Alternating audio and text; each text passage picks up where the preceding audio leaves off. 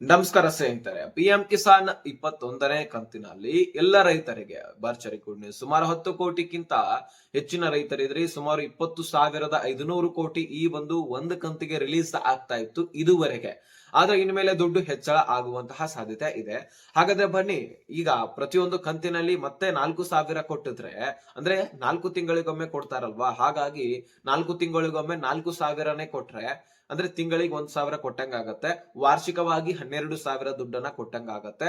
4 ತಿಂಗಳಿಗೊಮ್ಮೆ 4,000, ಇನ್ನು 4 ತಿಂಗಳಿಗೆ 4,000, ಈ ರೀತಿ 3 ಬಾರಿ ಕೊಟ್ಟಾಗ 12,000 ದುಡ್ಡು ಆಗತ್ತೆ. ಪ್ರತಿಯೊಬ್ಬ ರೈತರಿಗೆ 12,000 ಕೇಂದ್ರದಿಂದ ಜಮಾ ಆಗ್ತಾ ಹೋದ್ರೆ ನಿಮಗೆ ಎಷ್ಟು ಬೆಳವಣಿಗೆ ಆಗತ್ತೆ? ಇದನ್ನ ಹೆಚ್ಚಳ ಮಾಡ್ತಾರ? ಈಗಾಗಲೇ ಯಾವ ಯಾವ ರಾಜ್ಯದಲ್ಲಿ ಹೆಚ್ಚಳ ಆಗಿದೆ, ಏನಿದು ವಿಷಯ, ಪ್ರತಿಯೊಂದು ಮಾಹಿತಿಯನ್ನ ನಿಮ್ ಮುಂದೆ ಇಡುವಂತಹ ಪ್ರಯತ್ನ ಮಾಡ್ತೀನಿ. ವೀಕ್ಷಕರೇ, ಬಹಳ ಇಂಪಾರ್ಟೆಂಟ್ ಮಾಹಿತಿ, ರೈತರಂತರೂ ಮಿಸ್ ಮಾಡದೆ ಕೊನೆವರೆಗೂ ನೋಡ್ಲೇಬೇಕು. ಒಂದು ವಿಡಿಯೋ ನೋಡಿದ್ರೆ ನೀವು 4,000 ಪ್ರತಿ 4 ತಿಂಗಳಿಗೊಮ್ಮೆ ಪಡ್ಕೊಳ್ಬಹುದು.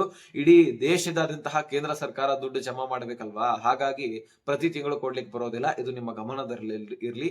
ಹಾಗಾಗಿ 4 ತಿಂಗಳಿಗೊಮ್ಮೆ ಕೊಡುವಂತಹ ಸಾಧ್ಯತೆ ಎಲ್ಲವೂ ಕೂಡ ಇದೆ. ಬನ್ನಿ, ಇದರ ಬಗ್ಗೆ ಒಂದಿಷ್ಟು ಮಾಹಿತಿಯನ್ನ ಸಿಕ್ಕಿದೆ, ಅದರ ಬಗ್ಗೆ ಅಧಿಕೃತ ಮಾಹಿತಿಯನ್ನ ನಿಮಗೆ ತಿಳಿಸ್ಕೊಡುವಂತಹ ಪ್ರಯತ್ನ ಮಾಡ್ತೀನಿ. ಚಾನಲ್ಗೆ ಸಬ್ಸ್ಕ್ರೈಬ್ ಮಾಡಿಲ್ಲ ಅಂದ್ರೆ ಸಬ್ಸ್ಕ್ರೈಬ್ ಮಾಡ್ಕೊಂಡು ನೋಟಿಫಿಕೇಶನ್ ಆಲ್ ಅಂತ ಸೆಟ್ ಮಾಡಿ. ಈಗ ನಾವು ನೇರವಾಗಿ ಟಾಪಿಕ್ ಗೆ ಬರೋಣ ಸ್ನೇಹಿತರೆ. ಈ ಬೆಳೆ ಹಾನಿ ಪರಿಹಾರ ಕೂಡ ನಿಮಗೆ ರೈತರಿಗೆ ಜಮಾ ಆಗ್ತಾ ಇದೆ. ಅದರ ಜೊತೆಗೆ ಇಲ್ಲಿ ಪಿಎಂ ಕಿಸಾನ್ ಯೋಜನೆ ತರ ಸಾಕಷ್ಟು ಸ್ಕೀಮ್ಸ್ ಗಳಿದಾವೆ. ಅದರಲ್ಲಿ ಕೇಂದ್ರ ಸರ್ಕಾರ ರೈತರಿಗಂತೂ ಒಂದಾದ್ಮೇಲೆ ಒಂದು ಯೋಜನೆಗಳನ್ನ ತರ್ತಾನೆ ಇರ್ತದೆ. ಸೊ ಆ ಒಂದು ಯೋಜನೆಗಳನ್ನ ನೀವು ಪಡ್ಕೊಳ್ಳೋದಿಲ್ಲ ಅಷ್ಟೇ, ನೀವು ಪಡ್ಕೊಂಡ್ರೆ ನಿಮಗೆ ಬಹಳಷ್ಟು ಬೆನಿಫಿಟ್ ಸಿಗುತ್ತೆ, ಅದರಿಂದ ಬೆಳವಣಿಗೆ ಆಗುತ್ತೆ, ಅದರಿಂದ ಯೂಸ್ ಆಗುತ್ತೆ. ಎಲ್ಲೋ ನಷ್ಟ ಆಗಿದ್ರೆ ಇಲ್ಲಿ ಭರಿಸುವಂತಹ ಕೆಲಸ ಕೇಂದ್ರ ಸರ್ಕಾರ ಮಾಡ್ತಾ ಇದೆ. ಅದನ್ನ ನೀವು ಪಡ್ಕೊಂಡಿದ್ದೆ ಆದ್ರೆ ನಿಮ್ಗೆ ಹೆಲ್ಪ್ ಆಗುತ್ತೆ, ಇಲ್ಲ ಅಂದ್ರೆ ಬಿಟ್ಟಿರ್ತೀರಿ. ಈಗ ಸದ್ಯಕ್ಕೆ ಪಿಎಂ ಕಿಸಾನ್ ಯೋಜನೆಯಲ್ಲಿ ಒಂದು 20ನೇ ಕಂತಿನಲ್ಲಿ ಒಂದು ಭಾಷಣ ಕೂಡ ಕೊಡ್ತಾರೆ ಪಿಎಂ ಮೋದಿ ಅವರು. ಸೊ ನರೇಂದ್ರ ಮೋದಿ ಅವರು ಏನ್ ಹೇಳ್ತಾರಂದ್ರೆ, ಈಗಾಗಲೇ ನಾವು ಕೇಂದ್ರ ಸರ್ಕಾರದಿಂದ 2,000 ಕೊಡ್ತಾ ಇದೀವಿ. ಪ್ರತಿ 4 ತಿಂಗಳಿಗೊಮ್ಮೆ 2,000, ವಾರ್ಷಿಕವಾಗಿ 6,000, ಅಂದ್ರೆ ಟೋಟಲ್ 4 ತಿಂಗಳು 4 ತಿಂಗಳು 4 ತಿಂಗಳಿಗೆ 2,000 ಪ್ಲಸ್ ಮಾಡಿದ್ರೆ 6,000 ದುಡ್ಡು ಆಗತ್ತೆ. ಹಾಗಾಗಿ ಅದನ್ನ ಡಬಲ್ ಆಗ್ಬೇಕಂದ್ರೆ ರಾಜ್ಯ ಸರ್ಕಾರಗಳು ಕೈ ಜೋಡಿಸಬೇಕು. ಹೌದು, ಈಗಾಗಲೇ ಉದಾಹರಣೆಗೆ ರಾಜಸ್ಥಾನವನ್ನ ತೆಗೆದುಕೊಳ್ಳೋಣ. ರಾಜಸ್ಥಾನದಲ್ಲಿ ಪಿಎಂ ಕಿಸಾನ್ ಅಲ್ಲಿ ಕೂಡ ಬಿಜೆಪಿ ಇದೆ.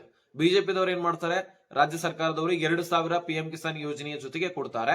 ಈ ಕಡೆ ಪಿಎಂ ಕಿಸಾನ್ ಯೋಜನೆಯಲ್ಲಿ ಕೂಡ 2,000 ದುಡ್ಡು ಬರುತ್ತೆ. ಹಾಗಾಗಿ ಪಿಎಂ ಕಿಸಾನ್ 2,000 ಕೇಂದ್ರದಿಂದ, ಪಿಎಂ ಕಿಸಾನ್ 2,000 ರಾಜ್ಯ ಸರ್ಕಾರದಿಂದ. ಪ್ರತಿ 4 ತಿಂಗಳಿಗೊಮ್ಮೆ 4,000 ಪ್ರತಿಯೊಬ್ಬ ಅಕೌಂಟ್ಗಳಿಗೆ, ಪ್ರತಿಯೊಬ್ಬ ರೈತರ ಅಕೌಂಟ್ಗಳಿಗೆ ದುಡ್ಡು ಜಮೆ ಆಗ್ತದೆ. ಹೌದು ಸ್ನೇಹಿತರೆ, ಪಿಎಂ ಕಿಸಾನ್ ಯೋಜನೆಯಲ್ಲಿ 4,000 ದುಡ್ಡು ನಿಮಗೆ ಜಮಾ ಆಗುವಂತಹ ಸಾಧ್ಯತೆ ಇದೆ. ಆದ್ರೆ ರಾಜ್ಯ ಸರ್ಕಾರ ಅದಕ್ಕೆ ಒಪ್ಪಬೇಕು. ಹೌದು, ಇಲ್ಲಿ ಬರೀ ಕೇಂದ್ರ ಸರ್ಕಾರನೇ ಕೊಡ್ಲಿಕ್ಕೆ ಸಾಧ್ಯ ಇಲ್ಲ. ಯಾಕಂದ್ರೆ ಪ್ರತಿಯೊಂದು ಕಂತಿನಲ್ಲಿ 20,000ಕ್ಕಿಂತ ಹೆಚ್ಚಿನ ದುಡ್ಡು ಖರ್ಚು ವೆಚ್ಚ ಆಗತ್ತೆ. ಎಕ್ಸಾಂಪಲ್ ನಿಮಗೆ ತಿಳಿಸ್ತೀನಿ. ಗೃಹಲಕ್ಷ್ಮಿ ಏನೇ ತೆಗೆದುಕೊಳ್ಳೋಣ, ಗೃಹಲಕ್ಷ್ಮಿ ಯೋಜನೆಯಲ್ಲಿ ಒಂದು ಕಂತಿಗೆ 2,500 ಕೋಟಿ, 2 ಕಂತಿಗೆ 5,000 ಕೋಟಿ, 4 ಕಂತುಗಳಿಗೆ 10,000 ಕೋಟಿ. ಇದನ್ನ ನಾವು ಪಿಎಂ ಕಿಸಾನ್ ಯೋಜನೆಗೆ ಕಂಪೇರ್ ಮಾಡಿದ್ರೆ, ನಾವು ಪಿಎಂ ಕಿಸಾನ್ ಯೋಜನೆಯಲ್ಲಿ ಒಂದು ಕಂತನ್ನ ಪಡ್ಕೊಂಡ್ರೆ ಆ ಒಂದು ಫಂಡ್ ಅನ್ನ, ಅಂದ್ರೆ 20,000 ಕೋಟಿ ದುಡ್ಡಲ್ಲಿ ಗೃಹಲಕ್ಷ್ಮಿ ಯೋಜನೆಯಲ್ಲಿ 8 ಕಂತುಗಳನ್ನ ಪಡ್ಕೊಂಡಂಗ ಆಗತ್ತೆ. ಹೌದು, ನಮ್ಮ ರಾಜ್ಯದಲ್ಲಿ ಇರ್ತಕ್ಕಂತಹ ರೈತರು ಕೂಡ ಗೃಹಲಕ್ಷ್ಮಿಯರಷ್ಟೇ ಫಲಾನುಭವಿಗಳಿದ್ದಾರೆ. ಹೌದು, ಇಲ್ಲಿ ಎಷ್ಟು 1 ಕೋಟಿ ಫಲಾನುಭವಿಗಳಿದಾರ, ಹಾಗೆ ನಮ್ಮ ರಾಜ್ಯದಲ್ಲಿ ಕೂಡ ಪಿಎಂ ಕಿಸಾನ್ ಯೋಜನೆಯಲ್ಲಿ ಕೂಡ 1 ಕೋಟಿಯವರೆಗೂ ಕೂಡ ಫಲಾನುಭವಿಗಳು, 1 ಕೋಟಿ ಸಮೀಪದವರೆಗೂ ಕೂಡ ಫಲಾನುಭವಿಗಳಿದ್ದಾರೆ. ಹಾಗಾಗಿ ಇಲ್ಲಿ ಕೂಡ ಎಲ್ಲ ರೈತರಿಗೂ ಕೂಡ ದುಡ್ಡು ಜಮಾ ಆಗ್ಬೇಕಲ್ವಾ, ಬಡ ರೈತರಿಗೆ 2,000. ಸೊ ಹಾಗಾಗಿ ಕೇಂದ್ರ ಸರ್ಕಾರ ಪ್ರತಿ ತಿಂಗಳು ಕೊಡೋದಾಗಿರ್ಲಿ ಅಥವಾ 4,000 ತಾನೇ ಕೊಡ್ತಾ ಹೋದ್ರೆ ಆರ್ಥಿಕ ಪರಿಸ್ಥಿತಿ ಹೊರೆ ಬೀಳುತ್ತೆ. ಹಾಗಾಗಿ ರಾಜ್ಯ ಸರ್ಕಾರನು ಕೂಡ ಕೈ ಜೋಡಿಸಿದ್ರೆ ಅದ್ರ ಜೊತೆಗೆ ಇಲ್ಲಿ ಅಷ್ಟೊಂದು ಹೊರೆ ಬೀಳೋದಿಲ್ಲ, ಅಲ್ಲಿ ಕೂಡ ಅಷ್ಟೊಂದು ಹೊರೆ ಬೀಳೋದಿಲ್ಲ. ಹಾಗಾಗಿ ಸರಿ ಸಮಾನವಾಗಿ ದುಡ್ಡು ಜಮಾ ಮಾಡ್ತಾ ಹೋದ್ರೆ ಇಲ್ಲಿ ರೈತರಿಗೂ ಕೂಡ ದುಡ್ಡು ಜಮಾ ಆಗಿ ಅವ್ರಿಗೂ ಕೂಡ ಬೆಳವಣಿಗೆ ಹೆಲ್ಪ್ ಆಗತ್ತೆ. ಈ ಕಡೆ ಕೇಂದ್ರ ಸರ್ಕಾರದಿಂದನೂ ಕೂಡ ದುಡ್ಡು ಬಂದಂಗಾಗತ್ತೆ, ರಾಜ್ಯ ಸರ್ಕಾರದಿಂದನೂ ಕೂಡ ದುಡ್ಡು ಬಂದಂಗಾಗತ್ತೆ. ಇಲ್ಲಿ ಕೂಡ ಅಷ್ಟೊಂದು ಆರ್ಥಿಕ ಹೊರೆ ಬೀಳೋದಿಲ್ಲ, ಅಲ್ಲಿ ಕೂಡ ಆದಷ್ಟು ಆರ್ಥಿಕ ಹೊರೆ ಬೀಳೋದಿಲ್ಲ. ಇಲ್ಲಿ ಯಾವ್ದಾದ್ರೂ ಒಂದು ಸರ್ಕಾರ ಹೆಚ್ಚಿನ ಪ್ರಮಾಣದಲ್ಲಿ ದುಡ್ಡು ಕೊಟ್ಟಿದ್ರೆ ಆ ಆರ್ಥಿಕ ಹೊರೆ ಬೀಳುವಂತದ್ದು. ಹಾಗಾಗಿ ಕೇಂದ್ರ ಸರ್ಕಾರ ಏನ್ ಹೇಳ್ತಾ ಇದೆ, ರಾಜ್ಯ ಸರ್ಕಾರದವರು ಕೈ ಜೋಡಿಸಿದ್ರೆ ನಾವು ಇಲ್ಲಿ 2,000, ಇಲ್ಲಿ 2,000, ಟೋಟಲ್ 4,000 ದುಡ್ಡನ್ನ ನಾವು ಜಮಾ ಮಾಡ್ತೀವಿ ಅಂತ ಅಪ್ಡೇಟ್ ಅನ್ನ ಕೊಡ್ತಾ ಇದೆ. ಹಾಗಾದ್ರೆ ಇಲ್ಲಿ ನಮ್ಮ ರಾಜ್ಯ ಸರ್ಕಾರ ಒಪ್ಪುತ್ತಾ? ಬಹುತೇಕ ಒಪ್ಪೋದೇ ಇಲ್ಲ. ಇದು 100% ಅಂತ ನಾವು ಅನ್ಕೊಳ್ಬಹುದು. ಯಾಕಂದ್ರೆ ಇಲ್ಲಿ ಮುಖ್ಯವಾಗಿ ಕಾಂಗ್ರೆಸ್ ಸರ್ಕಾರ, ಮೇಲೆ ಇರ್ತಕ್ಕಂಥದ್ದು ಸೆಂಟ್ರಲ್ ನಲ್ಲಿ ಬಿಜೆಪಿ ಸರ್ಕಾರ. ಇದು ಒಂದು ಕಡೆ ಆದ್ರೆ, ಇನ್ನು ನಮ್ಮಲ್ಲಿ ಸಾಕಷ್ಟು ಸ್ಕೀಮ್ಸ್ ಗಳಿದಾವೆ. ಅದು ಬೆಲೆ ಏರಿಕೆ ಅದೆಲ್ಲ ಬೇರೆ ಮತ್ತೆ. ಯಾಕಂದ್ರೆ ಈಗಾಗಲೇ ಇಂತಹ ಯೋಜನೆಗಳು ಬಂದ್ರೆ ಬೆಲೆ ಏರಿಕೆ ಆಗೋದು ಇದು ಸಹಜನೆ. ಇದನ್ನ ನಾವು ಅರ್ಥ ಮಾಡ್ಕೊಳ್ಬೇಕು. ಇಂತಹ ಯೋಜನೆಗಳೇ ಬೇಡ ಅಂತ ನಾವು ಬಿಟ್ಬಿಟ್ರೆ ಬೆಲೆ ಏರಿಕೆ ಯಾಕಾಗತ್ತೆ? ಇಂತಹ ಯೋಜನೆಗಳನ್ನ ಕೊಡೋದ್ರಿಂದಾನೇ ಬೆಲೆ ಏರಿಕೆ ಮಾಡ್ತಾರೆ. ಅಲ್ಲಿಂದಾನೇ ನಮಗ್ ಕೊಡ್ತಾರೆ. ನಮ್ಮಿಂದ ನಮಗೆ ಕೊಡುವಂತದ್ದು. ಇದೆಲ್ಲವೂ ಕೂಡ ನಾವು ಅರ್ಥ ಮಾಡ್ಕೊಂಡ್ರೆ ಗೊತ್ತಾಗತ್ತೆ. ಯಾಕಂದ್ರೆ ಈಗಾಗಲೇ ಕರೆಂಟ್ ಬಿಲ್ ಫ್ರೀ ಅಂತ ಅಂದ್ರು. ಅದರಲ್ಲಿ 200 ಯೂನಿಟ್ ಫ್ರೀ ಅಂದ್ರು. ಅದರಲ್ಲಿ ಈಗ ಎಷ್ಟು ಕಟ್ತೇವೆ ಮೊದಲು ಅಷ್ಟೇ ಕಟ್ತಾ ಇದೀವಿ. ಈಗೂ ಕೂಡ ಈವನಿದೆ ಅಂತೂ ಅದು ಕೂಡ ಇದ್ದು ಇಲ್ಲದ ಹಾಗೆ. ಇನ್ನು ಫ್ರೀ ಬಸ್ ಒಂದು, ಗೃಹಲಕ್ಷ್ಮಿ ಒಂದು, ಅನ್ನಭಾಗ್ಯ ಒಂದು, ಈ 3 ಯೋಜನೆಗಳು ಸರಿಯಾಗಿ ನಡೀತಾ ಇದೆ. ಅದರಲ್ಲಿ ಗೃಹಲಕ್ಷ್ಮಿ ಯೋಜನೆಯಲ್ಲಿ ಕೂಡ ಬಹಳಷ್ಟು ಡಿಲೇ ಮಾಡಿ ದುಡ್ಡು ಜಮಾ ಆಗ್ತಾ ಇದೆ. ಯಾಕೆ ಇದೆಲ್ಲವೂ ಕೂಡ ಯಾಕೆ ಆಗ್ತಾ ಇದೆ ಅಂದ್ರೆ ಸರ್ಕಾರದ ಆರ್ಥಿಕ ಹೊರೆ.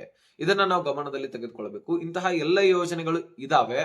ಅದರಲ್ಲಿ ಬೆಲೆ ಏರಿಕೆಗಳು ಕೂಡ ಆಗ್ತಾ ಇದೆ. ಅಂತದ್ರಲ್ಲಿ ಪಿಎಂ ಕಿಸಾನ್ ಯೋಜನೆಯಲ್ಲಿ ಕೂಡ ನಾವು ದುಡ್ಡು ಕೊಟ್ರೆ ರಾಜ್ಯ ಸರ್ಕಾರ ಮತ್ತಷ್ಟು ಆರ್ಥಿಕ ಹೊರೆ ಬೀಳುತ್ತೆ ಇರೋದು ರಾಜ್ಯ ಸರ್ಕಾರಕ್ಕೆ ಗೊತ್ತಿದೆ. ಹಾಗಾಗಿ ರಾಜ್ಯ ಸರ್ಕಾರ ಏನ್ ಮಾಡುತ್ತೆ, ಇದನ್ನ ತಿರಸ್ಕರಿಸುತ್ತೆ ಹೊರತು ನಾವು ಕೊಡ್ತೇವೆ ಅಂತ ಯಾವತ್ತೂ ಕೂಡ ಸ್ಪಷ್ಟನೆಯನ್ನ ಕೊಡೋದಿಲ್ಲ.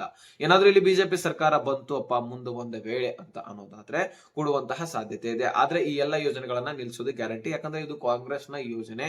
ಕಾಂಗ್ರೆಸ್ ಇರುವವರೆಗೂ ಕೂಡ ಮಾತ್ರ ಈ ಒಂದು ಯೋಜನೆಗಳು ಇರ್ತವೆ. ಶಾಶ್ವತ ಯೋಜನೆ ಅಲ್ಲ ಇದು. ಹಾಗಾಗಿ ಮುಂದೆ ಯಾವ ಪಕ್ಷ ಬರುತ್ತೋ ಆ ಪಕ್ಷ ಏನ್ ಹೇಳುತ್ತೋ ಅದನ್ನ ನಡೆಸಿಕೊಡುವಂತಹ ಕೆಲಸ ಮಾಡ್ಬೇಕು ಅಷ್ಟೇ.